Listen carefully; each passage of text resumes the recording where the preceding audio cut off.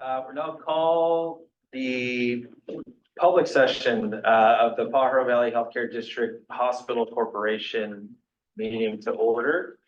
Rosie, if you can give us a roll call. Yes, Director Cox. Here. Director Gallagher. Here. Director Pimentel. Here. And Chair Union. Here. So just as a reminder, you likely know these meetings are publicly broadcast via Zoom.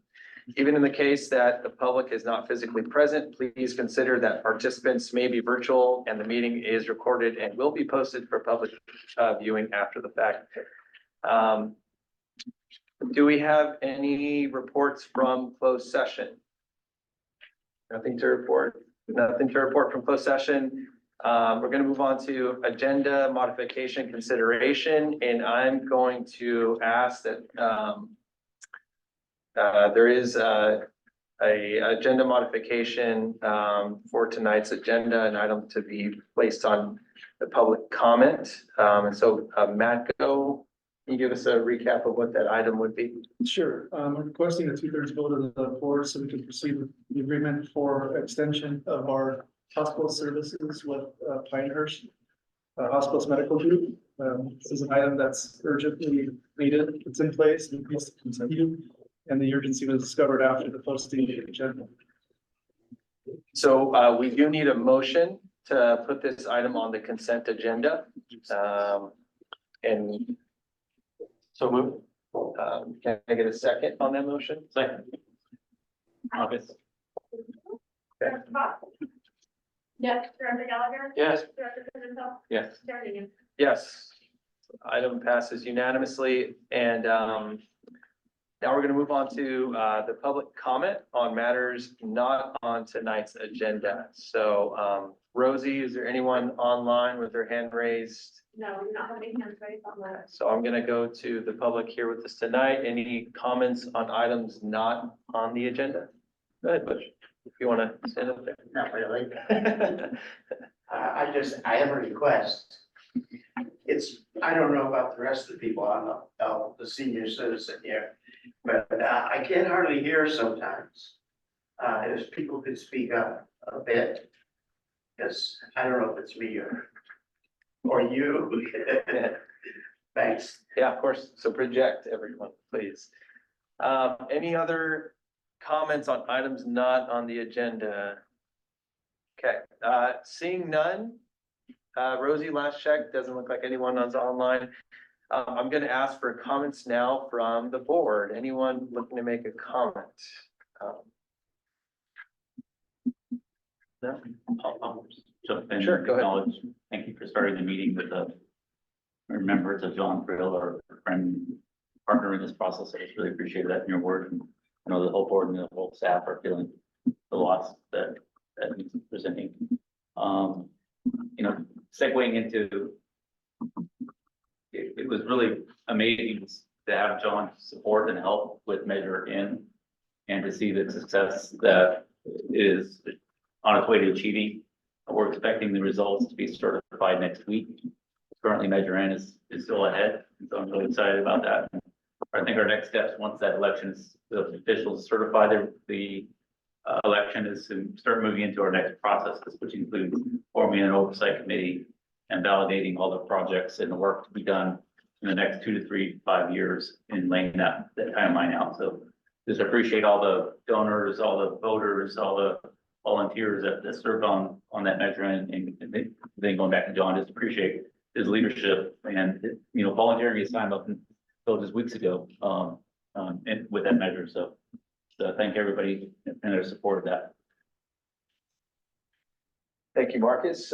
Katie or Dr. Cox or Gallagher? Nope. Thank you. Okay. Seeing no other comments from the board, I'm going to go ahead and move on to the consent calendar. We have 5 items on the consent agenda now, with the additional item that we just placed on there. I'm going to open up any questions on any items for staff before I move on to public comment. Anything? Okay, I'm going to open it up to public comment on the 5 items in the consent calendar. Any public comment online, Rosie? No, I'm Okay, any public comment on the items on the consent calendar? Okay, seeing none, I'm gonna bring it back for any comments on any of the items or a motion.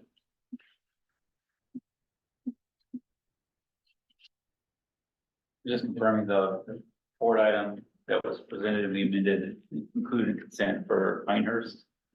And after reviewing the documents, I don't really have any questions. I see this as a administrative item, and I support and will motion approval of consent, including the Pinehurst agreement. Can I get a second? Second, Director Cox, yes. Director Gallagher, Yes. Director Pimentel, Yes. Chair Needham. Yes. Okay, thank you. We're gonna move on to the discussion items, and we'll start with item number 5, and that's the medical executive committee report, which we heard in closed session, and now we need a motion to accept the report. I'll move. You got a second? Yeah, first and a second here. Of the 2 doctors. Director Cox, Yes. Director Gallagher, Yes. Director Pimentel, Yes. Chair Needham. Yes. Okay, so we'll move on to item number 6, and that is the Potter Valley Healthcare District and Potter Valley Healthcare District Hospital Corporation 2023 Consolidated Audit Report. And we're gonna get a report from Julie Pearson, our CFO.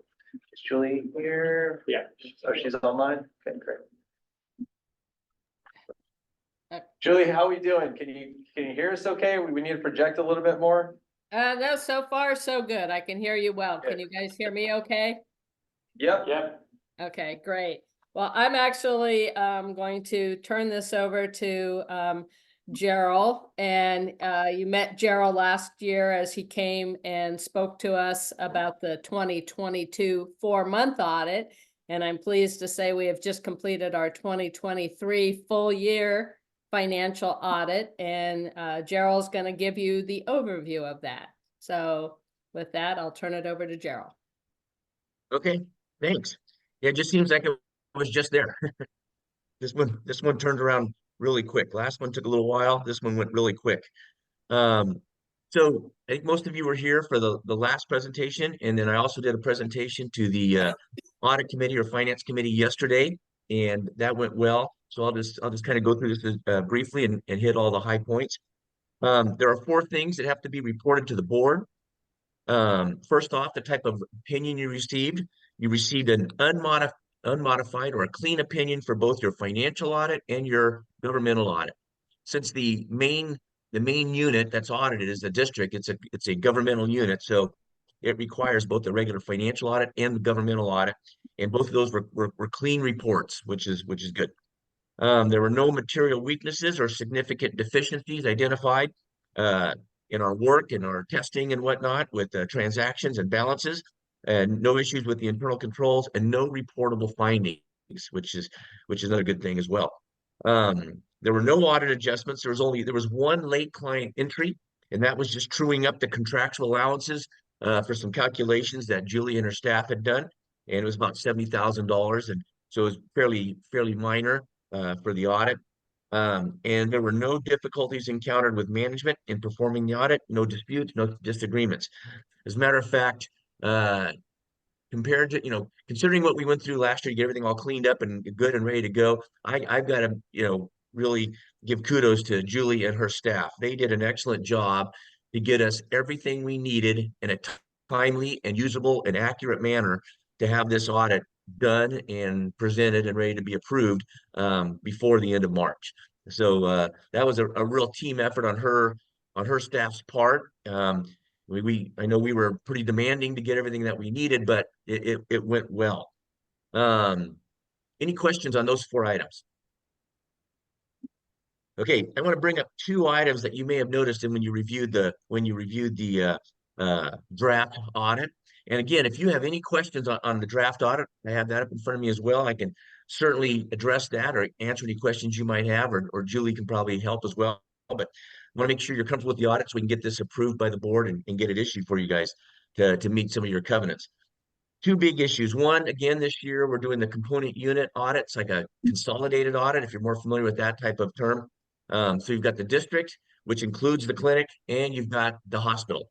So they're combined, and any intercompany stuff is eliminated. And so the numbers you see are a combination of the district and the hospital.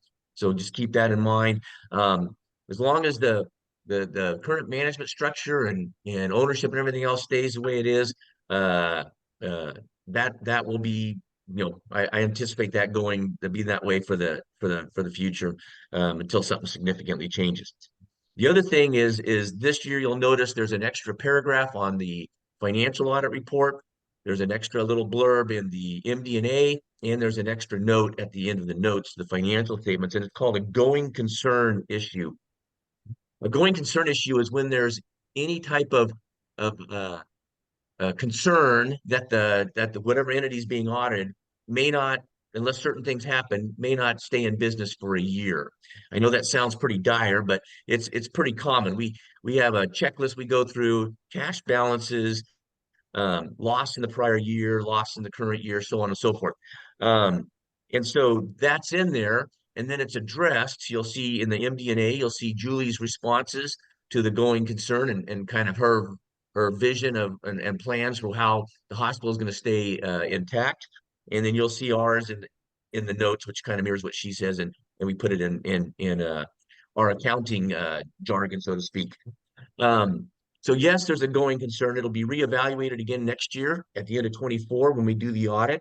And again, we're looking mainly at cash reserves, whether you're profitable or not, and in any access to additional capital, whether that's loans or whatever.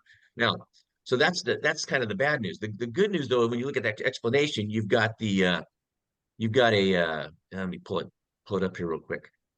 You've got a distressed hospital loan, picked up 8.3 million. You got a $2 million line of credit available.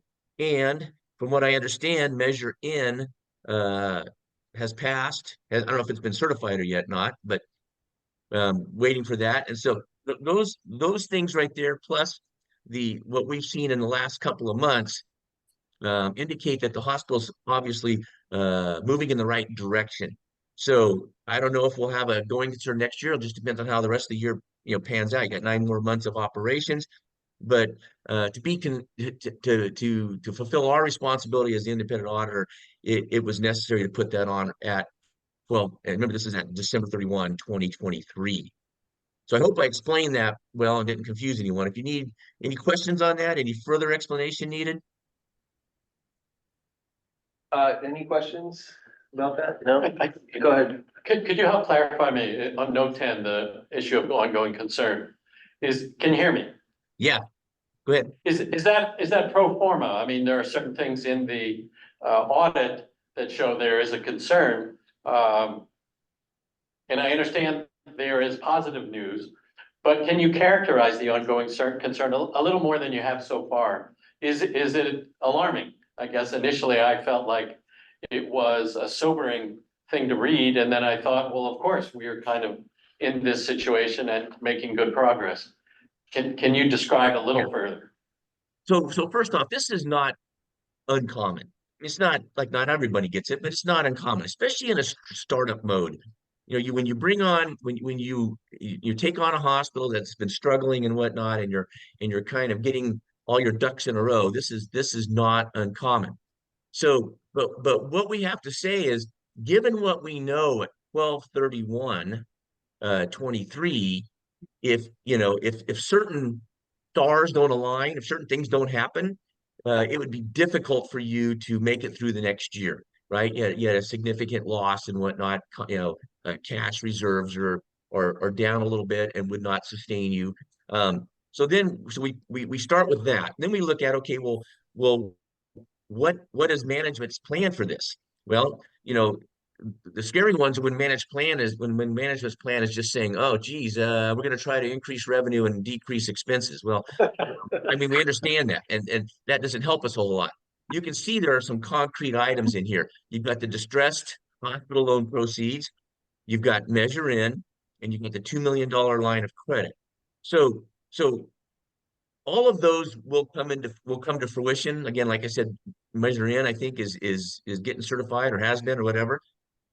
so those are all things that will inject capital and decrease expenses going forward and move it, like they'll move your lease payments and a lot of other uh other land or whatever you call it, rental related type stuff off the books, which will be good. So having read through this, we are comfortable. We want this has to stay in, but we are comfortable with the fact that the hospital will be around next year for us to audit at 12/31/24. You know if that helps you any, but that's kind of how It we does. look at it. Yeah, go ahead. I have one other question. This is not stuff I'm very familiar with looking at. Somewhere That's I read $13.1 million net value less at the end of 23 than at the end of 22. Is that accurate? Let's see here. You're probably looking at the change in net assets.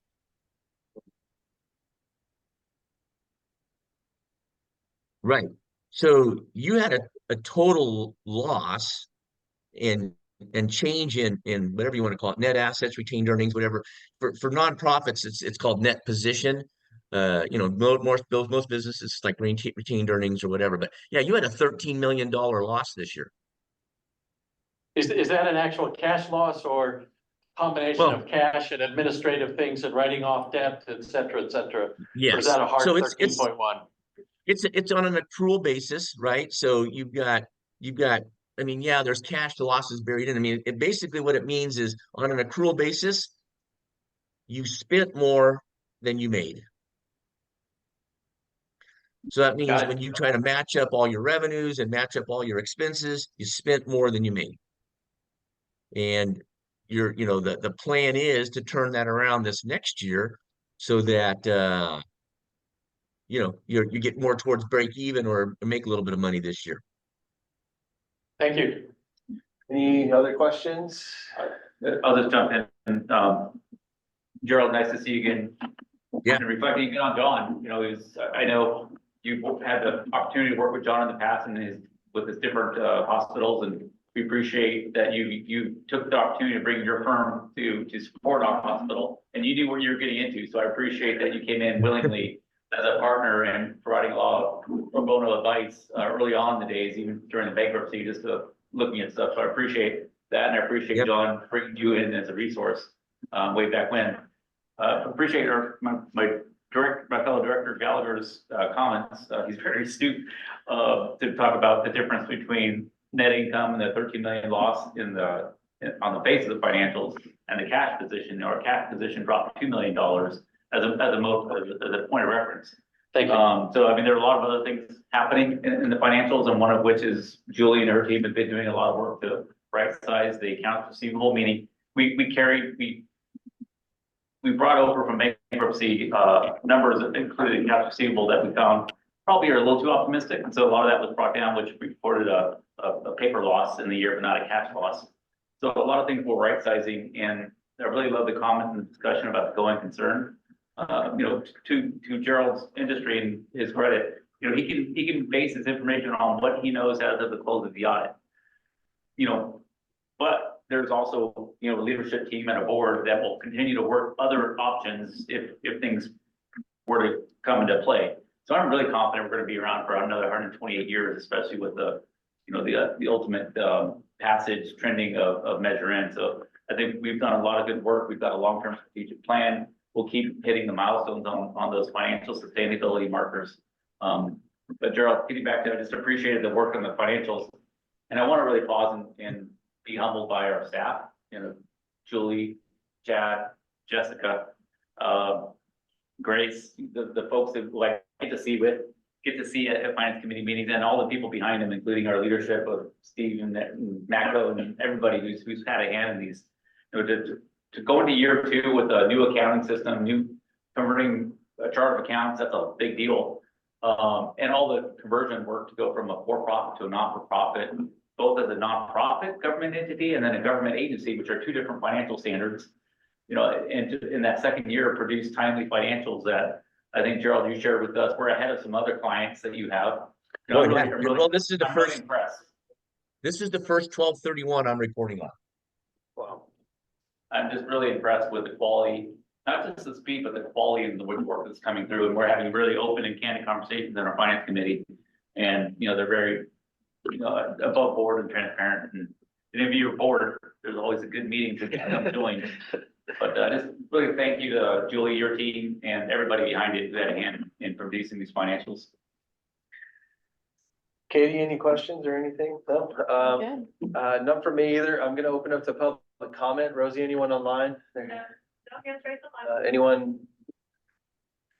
No one here in person. Then I'll ask for a motion to accept this report and the findings for period January 1st, 2023 to December 31st, 2023. So happy moved. Second. So, Director Cox, Yes. Director Gallagher, Yes. Director Pimentel, Yes. yes. Item passes unanimously. We're gonna move on to item number 7. And Okay. this is the I'll- CEO report. I'll drop off and see you guys later. Let you have your meeting. Thank you. All right, You don't wanna thanks. stick around, Gerald? That's, no? See Oh, your I'm sure it's gonna report. be fun, but I'll get in touch with you, Julie, and get the rep letter out and we'll get it going. Excellent. Thank you. Thank you for your work. Okay, so we're gonna move on to item number 7 without Gerald. And this will be the CEO report. So, Stephen, whenever your report's up and ready. Yeah, for you. thank you, and which I will try to speak up as best I can, so wave your hand if I start mumbling.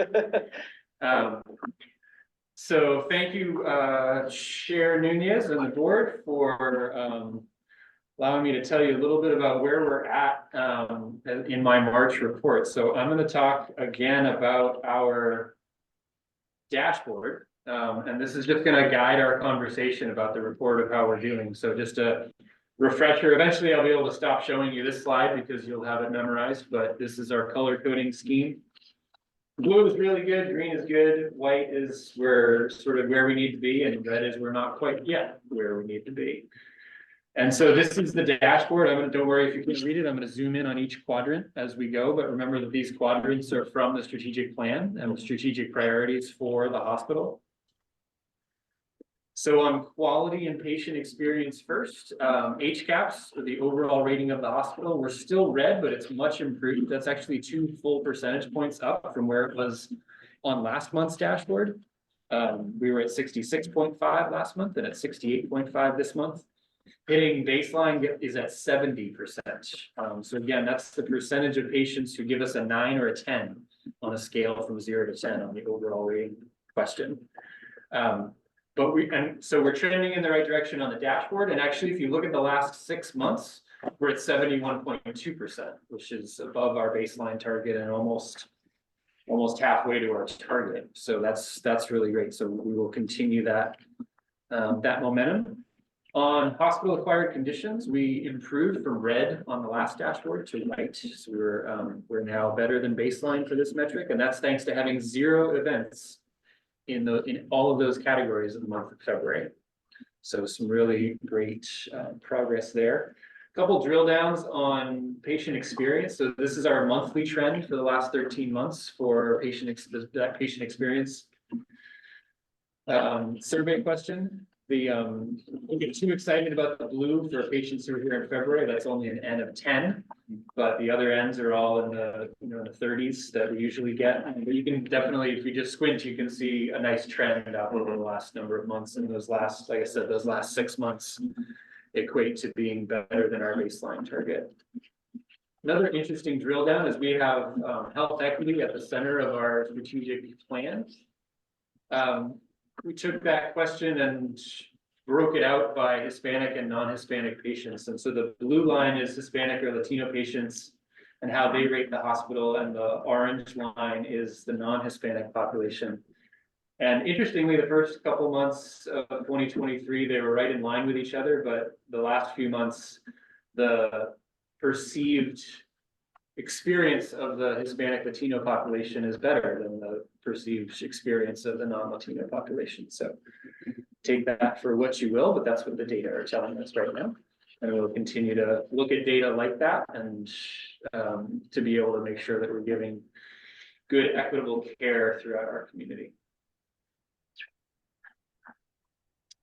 For clinical services and access, the patients served metric also went from red to white. So we're now about 2% ahead of where we were in last year's outpatient volumes. The budgeted goal, so that green goal, is about a 5% increase from last year. So we're at about a 2% increase right now.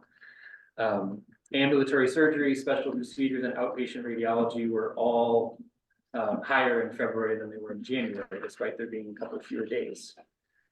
The transfers from Watsonville Hospital to another facility increased slightly from 2.1% in January to 2.2% for the year to date in February, but still meeting our target for 2024 for reduction of that number of ED patients who have to be transferred out to another facility. Here's the breakdown of outpatient volumes year to date. You can see, obviously, cath lab, we haven't opened it yet, so we haven't budgeted for it. We don't have any volumes there. Ambulatory surgery is well ahead of where we were last year and where our budget calls for. Special procedures, same thing, way ahead of last year and well ahead of our aggressive budget. Outpatient radiology, a little bit lower than where we were last year and not quite at our budgeted targets yet, but that's starting to pick up recently. For our talent and culture quadrant, our staff retention metric went from baseline to below baseline. We did have a slightly higher turnover rate in February compared to January. Hiring does remain strong, and I've got to drill down on the next page. But before I get to that, I want to talk a little bit about our annual engagement survey. So we are in the process of completing our first annual SCORE survey this week. SCORE stands for Safety, Communication, Operational Reliability, and Engagement. We have over 370 staff and physicians who have completed the survey so far. So we're really looking forward to being able to see those results. Probably in late April or early May, we'll get those results. So I would imagine at the May board meeting, we'll have the results that we can present and talk to you a little bit more about our action planning process that will go forward. But an N of 370, which is almost 60% of the staff and physicians surveyed, is a pretty good return rate right now. And I feel like we'll have some really meaningful data out of that kind of a sample size. Staff turnover by department in 2024, just did want to drill down since this metric went from white to red, wanted to talk about that for a second. This is where so that middle column is where the departures have happened so far in 2024. You can see 5 from labor and delivery, 4 from emergency services, and then on down. The 5 from labor and delivery with a department of 50 sticks out from a percentage basis, but 4 of those are normal retirements, and 1 was a departure for family reasons.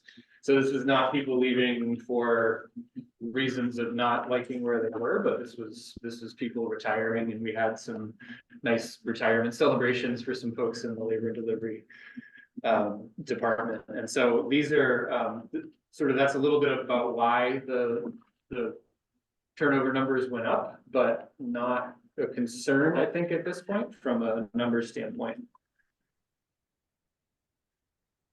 And then on the financial sustainability pillar, operating income for both months of 2024 have now been positive, and Julie will dive into that in her report, so I won't give away too much, but we did have a budgeted loss of 1.4 million with a positive 719,000 so far for the first 2 months. Reminding us back to all of our strategic priorities, there were some district-focused strategic priorities, and we have had the opportunity to do a little bit of work on the community health and advocacy piece. So I had the great opportunity on the 20th of March to speak at a press conference for the annual County Health Rankings release. Overall, Santa Cruz County's health rankings data look good, but there are data sources out there like DataShare Santa Cruz that let us drill into zip codes and even census tracts for some data points. And when you do that, you see that the overall good data for the county tends to hide the inequities between South County and the rest of the county. And so I was really pleased that I had the opportunity to share that and point that out and point out some examples during that press conference. Also got to talk about some of the things we're doing about those inequities, which I'll get to on my next agenda item when I talk about the community health needs assessment.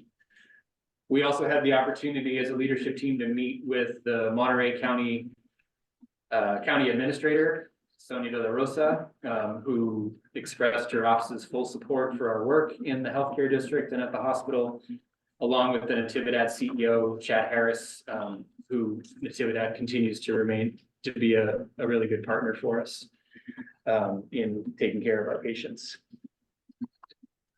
That is my report. Before we get to questions, now you want to talk about the cath lab most recent update? Sure. This week we had a visit from our fire life safety officer. As a result, we had a couple of items that need to be addressed. And we're working on getting those items finalized and getting a final report, final review scheduled in the next week or two. So Great. Good things happening, just Yeah. not looking up. They come and they say, do this one thing, and we'll come back in 2 weeks and get it again. Okay. Thank you. Thanks, Stephen. I think it's just a receive and file. I don't think I need to go out for a public comment on this. So any questions from the board or Stephen, anything or any comments? Is it a standard when people retire or leave? Are there exit interviews? We are starting exit interviews. I don't know that it was a standard forever because Gabby from HR told me that we have restarted exit interviews. I don't have any of the results of those yet, but that was a question I asked when that number changed. Thank you. So yeah, I'm gonna get some more data and information out of those. That's really important. Anything else? Okay, so thanks, Stephen. We're gonna move on to item number 8, and it's our Chief Financial Officer monthly financial performance update. Julie, go ahead, and whenever your presentation is ready, take it away. All right, thank you.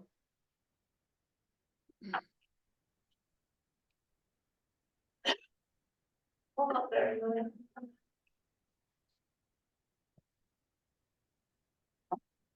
All right, I can see it. Thank you. Can everybody hear me okay? Just yell if you can't. Sorry that I can't be there with you today. I've been nursing some illness, but hope to be back to work next week. All right, so as Stephen alluded to, we're doing well financially through the first 2 months of the year. We actually, have a $719,000 favorable net income. The major driver has been our net revenue. We're exceeding net revenue by 2.7 million. And I think, the two main contributors that we can point to is the very strong outpatient volume, especially in the outpatient surgeries, as well as our strategic price increase. We are still monitoring our AR valuation very closely and trying to remain conservative as we wait for the first few months of the year's charges to actually be paid and make sure that we're getting what we expect to, given the price increase, as well as some of the contracts that had an annual increase baked into them. We are seeing a little bit higher bad debt, mostly in the ER. Overall, our bad debt percentage, our uninsured population percentage is only about 2%, but it is at 4.5% in the emergency room. I have a slide later that'll show a little bit more on the payer mix side. We're doing well on labor expenses, 2.5% below budget. This includes the benefits, and we're actually over budget a little bit in benefits, and we do tend to have a little bit of fluctuation there from month to month as a self-insured employer, but have so far been able to cover that with our salary and agency expenses, primarily because we're using less agency, and also we have a daily focus on overtime and premium pays, as well as a newly rolled out productivity report that's bi-weekly that follows the payroll. The biggest area of concern for us right now is probably supplies. We're over budget significantly. And while we know some of it's related to the outpatient surgery volume and some higher drug costs, also concerned that we're not seeing everything we expected from our move of group purchasing organizations to Vizient. So we're starting up a task force that's going to meet regularly. We're gonna be reviewing, starting kind of with the highest volume areas, trying to review the pricing in those items as, compared to what we were paying before. Are we in the right tiers? Are we getting what we expected? And we'll just kind of work through all of that. There's, thousands of line items, so we have to take that in bite-sized chunks. And then we're also looking at PAR optimization at the department level and getting a timeline and some definitive deliverables in place for PAR optimization in our clinical areas. And then finally, the other line where you see some unfavorability, that's really two things. One of them, as we mentioned last month, the latest QAF program has a higher expense than we originally knew about. And so the program was approved after the budget was finalized and had higher expense, but it also has higher receipts, so we'll be okay on that one. And then the MPT insurance is really just a reclassification. We had budgeted below the EBITDA line, but have moved into reporting it truly as an expense that should be above EBITDA. So that's just kind of a mismatch that we'll see throughout the year. Next slide. I just wanted to kind of point out, steady decline in inpatient admissions. Certainly we're lower than we were this time last year and even, in the summertime. But one of the things that I really think is a main contributor here is the fact that we've done a lot of work to make sure that we're placing patients according to their medical necessity. This time last year, we had a lot of unnecessary admissions. It really should have just been observation cases, and they would be admitted to inpatient. And, we don't want that because if it doesn't meet medical necessity, the payers and the government's not going to pay us for an inpatient admission. They're just going to pay us observation rates. So we really want to get that right, both from a financial as well as a patient perspective. So this is what admissions are looking like, and we'll continue to keep our eye on that. Next slide. Here's all of the inpatient volume, and as admissions go, the rest follows: lower patient days, lower census. This was, February ended up being one of the lowest census months that I've seen in the last year, at just shy of 31 patients per day. We also we saw that we did well in our length of stay. That's generally length of stay is not a problem for us. Every so often we have patients that, just a handful, 2 or 3 patients can make that patient's length of stay number increase. And you can see last February it was up over 4, but doing very well right now. The active case management and the partnerships we have with the Alliance and the other post-acute providers really helps us in dealing with patient placement and some of the needs of our patients, especially ones that are at high risk. We kind of to the point I was talking about before, a lower inpatient admission from ED visits. And again, that is because we have case management in the ED, and we're really able to determine what's the appropriate level of care for those patients. It was a low month for surgeries, and you can see last February was low as well, but certainly off from what we had budgeted. We're definitely, you'll see on the outpatient slide, we're picking it up there, but inpatient surgeries, we're kind of keeping an eye on and trying to determine what else might be going on that's keeping the inpatient surgeries down. And then deliveries, they seem to be pretty consistent month over month and close to budget. Next slide. Here's just a look at outpatient visits, the green being the non-emergency room outpatient visits and the blue being ER visits. And really what this shows us is that the non-emergency room visits are fairly flat and the ER visits are actually trending down a little bit. One of the pieces of work that we're doing with the Alliance and have been working on over the past year is always trying to identify and help educate patients that come into the emergency room for the minor colds and things that might be better treated in an urgent care or a doctor's setting. And so we're always looking for ways to educate patients or to learn about the patterns of when they come into the emergency room so that we can let partners such as the Alliance or others know if we're seeing them late at night when urgent cares might not be open, or if we're, if there's opportunities to do more work in getting patients pointed.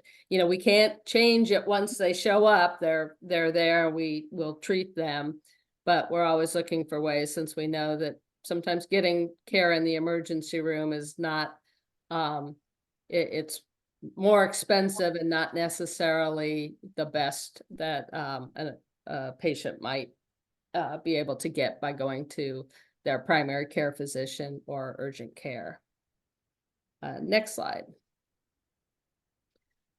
Here's surgery. Green is the inpatient surgeries, but the good news is in the blue, the outpatient surgeries. You can see some tremendous growth over the last 6 months. And this is, before we've even opened the cath lab. So very excited to see what happens once we get the cath lab up and running. And the other good news here was that we had 23 robot assisted cases. So the slow ramp up that we had last year with robot cases, now it seems to really be picking up, and that's exciting for us as well. Next slide. Here's just another look at outpatient surgeries, and all the various colors represent the different modalities. And I just wanted to highlight a few of them. The big one being that general surgeries, we had 73 general surgeries. So that's a myriad of things that fall into that category. But last year we averaged 32 cases a month. So to have 56 in January and 73 in February is pretty amazing. Ortho, we had 20 cases this month and 25 last month. And last year we were averaging about 16 cases a month. And then OBGYN is usually pretty solid, and it remained solid the last couple of months, 12 and 13. And then the newest one is that so far in 2024, we've done 15 GI cases. And that really was a non-existent for us last year until we brought in Dr. B and kind of got, some more ability to perform GI cases here. So that's helping us reduce transfers out to other places for those cases and to keep our patients with us and that business in-house. Next slide. Here's a look at inpatient admissions. Some of the good news is that we saw improved payer mix, 13.4% commercial mix. So, kind of coming back up after being lower the last couple of months. And, we do expect kind of a higher commercial mix during the summer months, the nice weather months when people come down to go to the beach and the boardwalk. And so I'm hoping that the weather will accommodate us so that we get more of that, those folks coming in, especially as spring break is upon us. The Alliance patients, which are in the yellow, very strong at 43%, one of our highest months in the past year. And then we saw some increase in the senior plans, the managed Medicare plans. This month we were at 9.3%. Next slide. here's what it looks like on the outpatient side. Very consistent commercial payer mix, just right in that 21.5% range.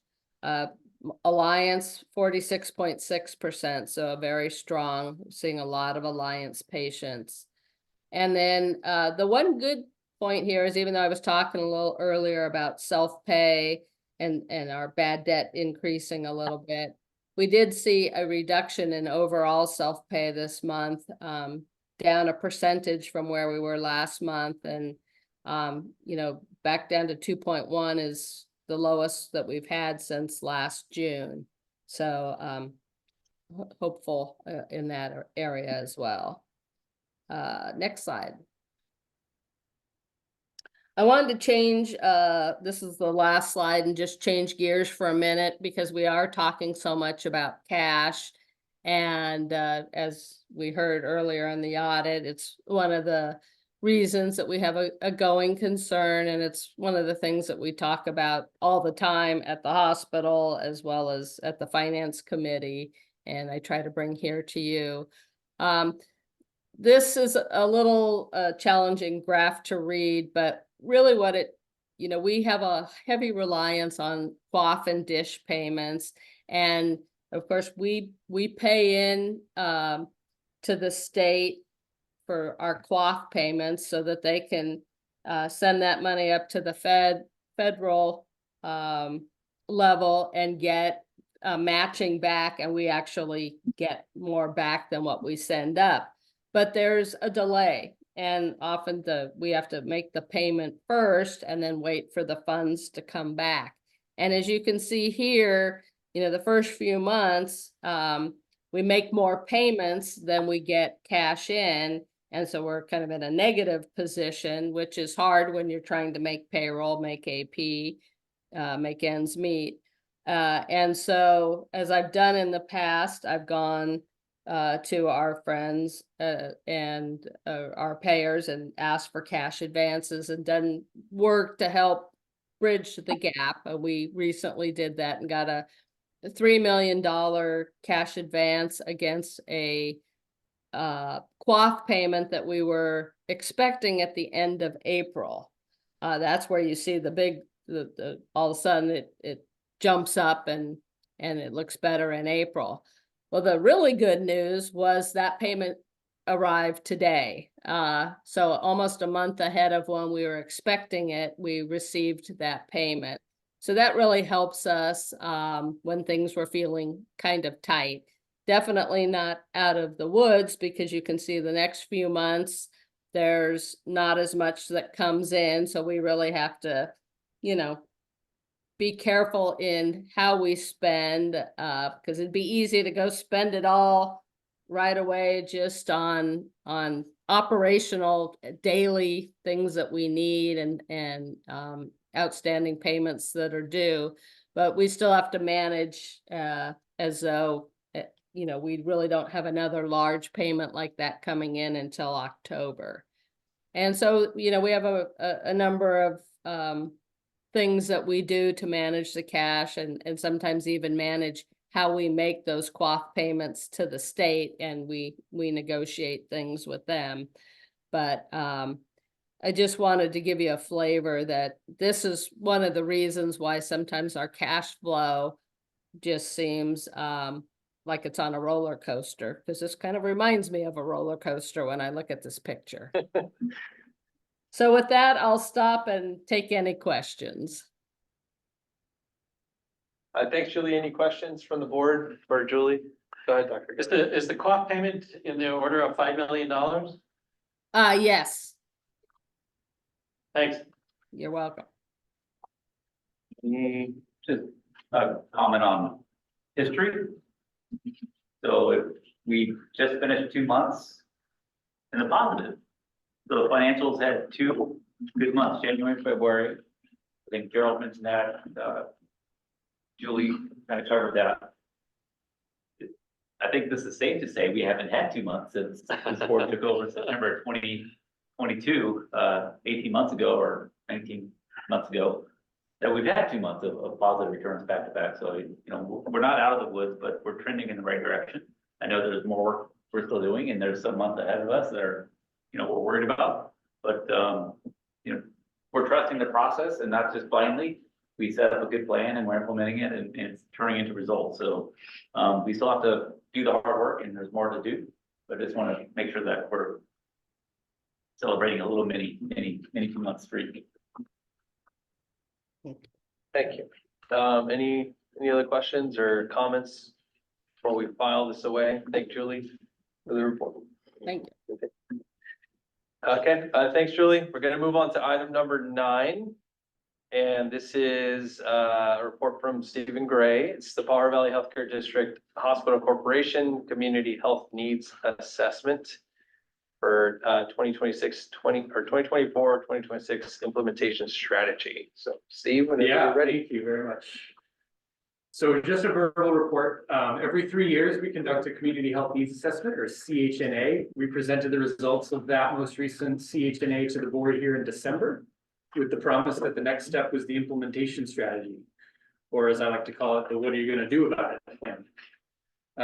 In your packets was that implementation strategy plan. Following the 90+ page CHNA, the implementation strategy is a 16-page document that outlines some of the ways that we're seeking to address the top 5 identified health needs of our local community here in the healthcare district. So some examples, we are partnering with the Central California Alliance for Health to identify high-risk patients and proactively guide them to programs that will reduce or eliminate their repeated health problems, be they physical, mental, or substance use. We're convening local partners like the Health Trust of Pajaro Valley to improve diabetes education in our patients and our community. We are becoming the primary emergency department in Santa Cruz County for youth severe mental health crisis intervention, working in concert with the county to provide intervention, assessment, safety planning, and placement. That is coming soon. We are supporting individuals with substance use disorders through our amazing dedicated substance use navigator, who keeps us at the forefront of substance use treatment, keeps us in partnership with the right community organizations to help as many people as possible. And we're feeding our community in partnership with Second Harvest Food Bank of Santa Cruz County. We have one of the very first hospital-based food banks, now fully operational and having already served over 2,000 people. Tip of the hat to our communications director, Nancy Gear, for spearheading this effort, coordinating all the frontline leaders, staff, and clinicians to get their input into these plans and get it all on paper so we can track our progress as we move forward. Thank you again, Nancy. I'm happy to take questions about it, and I hope the board will move to approve and adopt the plan. We can post it on the website for all to see, and we can continue to track it. Any questions before we go on to the public for any public comment? Okay, Rosie, anyone online, hand raised, public comment? Okay, anyone in attendance wishing to speak on this public comment? No? Okay. Okay, if no public comment, then a motion or any closing comments for Stephen or for Nancy for the work on this? I appreciated the briefer version of the report that focused on us. It was kind of dense, and I have to admit, I'm sure to skip 2 pages. Yeah. I didn't realize that pure little document was there at the end, so thank you for that. I appreciate everybody's work on saying, okay, now you read this, here's what it means for us. That's what we're doing. Yeah, so, good. Love the progress and appreciate the work. Yeah, just emphasizing that this is a great starting point. And this is something that, when we established the healthcare district, obviously to save the hospital and keep this thing going, but this is a difference that we can make, right? This is how we can go outside the walls of the hospital and impact change in our community. So this is what other hospitals cannot do that we can do and that we should do for our community that needs its help. So this is great. I'm excited about this work. Thank you. With that, I'll ask for a motion. There is a motion. So move. Second? Director Cox, Yes. Director Gallagher, Yes. Director Patel. Yes. That's yes. And I have it on here not numbered, but I'm guessing this is item number 10. Pajaro Valley, this is gonna be a report from, it looks like It's the Dr. Harry Joe Potter one. It's 9 3/4. Yeah, 9 3/4. It's the Pajaro Valley Healthcare District Hospital Corporation Workforce Engagement Quarterly Report. Dr. Gallagher, do you wanna take it away? The brief summary of I'm standing in for Allison in Okay, terms of great. delivering the report. Brief summary of a brief report is that the committee met as a board committee 3 times. And during that time developed itself, got employee engagement. And then we're looking for a sort of looser structure because it's an internal facing committee. It doesn't make policy or effect change, but it's an opportunity to discuss and interact on various problems with staff. It made lots of sense that it changed from being a board committee to being a hospital committee. And such, that's in progress. We haven't met since the decision to change to a hospital committee. We will be back in September with a report of our scope and work plan. So that's the report. Thank you. We're gonna move on to what is item number 11. This is the Pajaro Valley Healthcare District Hospital Corporation Board Self-Evaluation and Retreat. Stephen, back to you. Back to me. Hi, so self-evaluation and continuous improvement are at the heart of a high-functioning governing body. The board bylaws state that quote, the board of directors shall be empowered to conduct an annual evaluation of its own activities and performance. So as I described in the board report to you, I'd like the board to formally affirm its desire to evaluate its own strengths, weaknesses, and performance, to hire a consultant who can help us learn from that assessment and to lead us in a retreat to discuss board development and strategy for the coming year.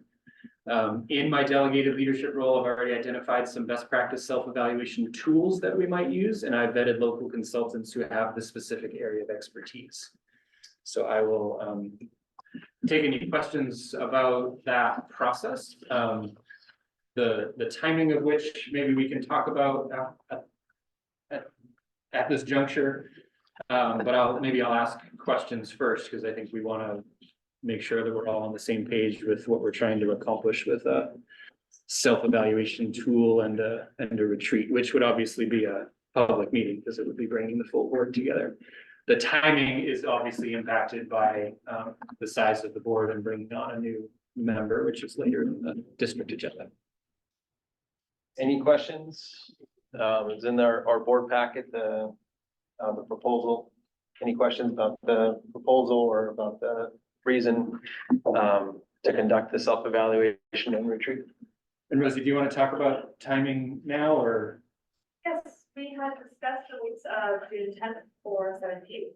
And we do not yet know if we want to block 4 hours or 8 hours. Yeah. That will come in time as we work with the facilitator to determine topics and as she meets with the board as well to determine where to spend that time.